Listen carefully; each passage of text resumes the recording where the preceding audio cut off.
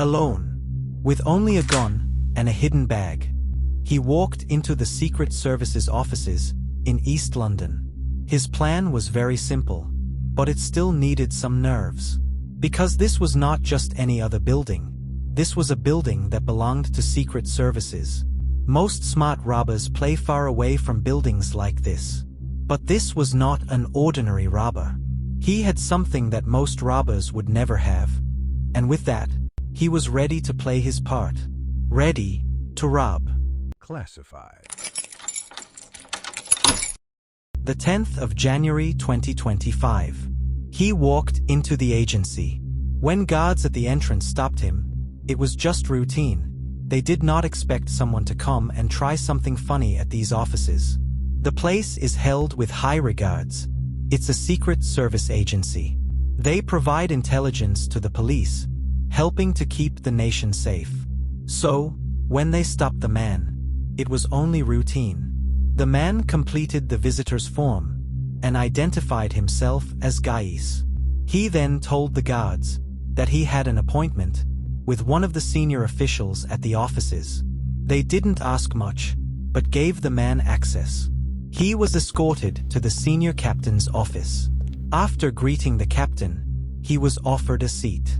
Nothing was off, so the escort left, leaving the captain and the visitor inside the office.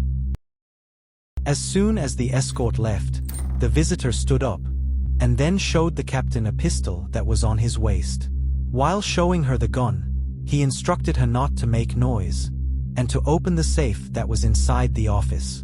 Having seen the gun, she did not try to resist. She opened the safe. She took all the cash that was inside and loaded the bag that the visitor gave her. Before leaving the office, the visitor told the captain that if she tells people, he was going to kill her family. With the money in the bag, the visitor left the office. Moments after, the captain came out of her office and reported the robbery. She was well respected at the office, so everyone believed her.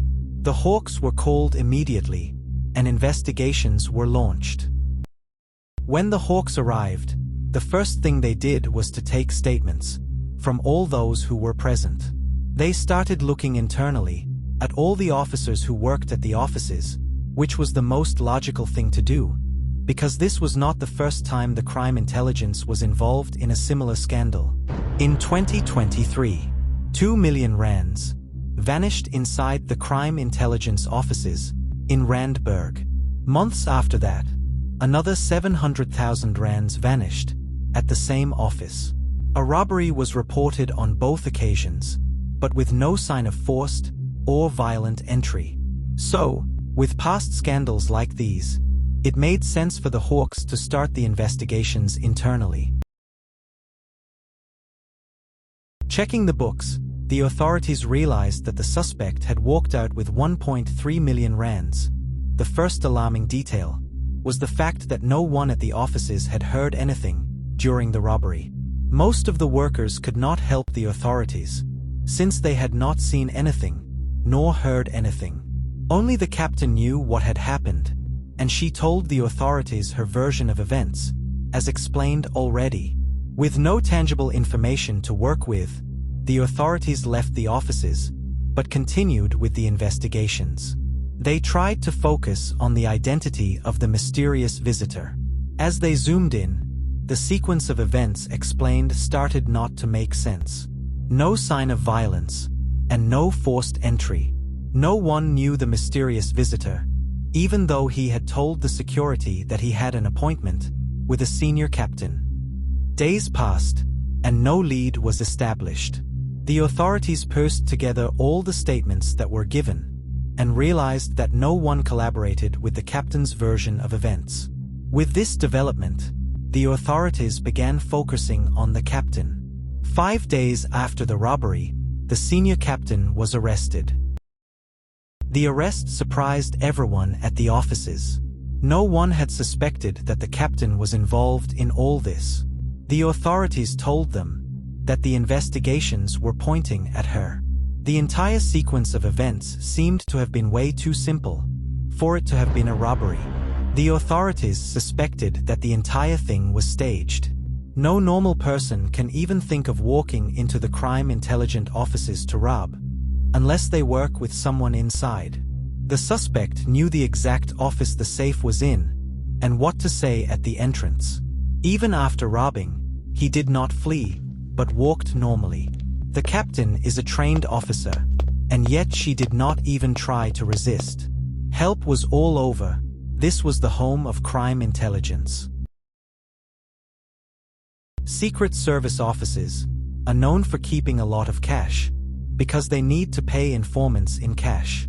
The major gap exploited by some officials is in the secrecy on these funds and payments.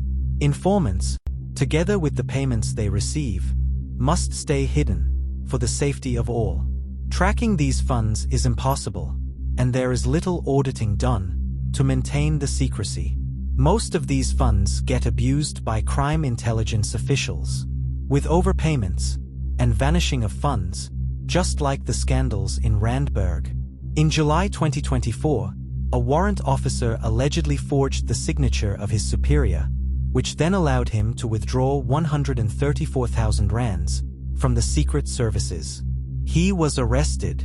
This was a lower-ranked official. The crime intelligence boss in the Western Cape was also involved in another scandal that began in 2023. Allegedly, the boss arrived at a tavern in the Western Cape. He parked his vehicle and went inside to have a drink, leaving behind a PC and a pistol. When he returned, he noticed that his vehicle had been broken into. His PC and pistol were missing. They had been stolen. Frustrated, the boss then used crime intelligence resources to try and find the thieves.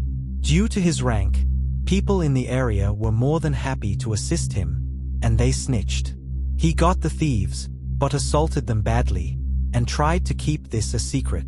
His office scandals began when the secret was revealed. The opposition wanted him gone. Politics, a dirty game. This was not a big thing. Understandably, all he wanted was to get his items back and to punish the thieves. Sadly, this got him fired in 2025. This just shows that even the office entrusted to provide intelligence to the police can be infiltrated, with politics also playing a major role.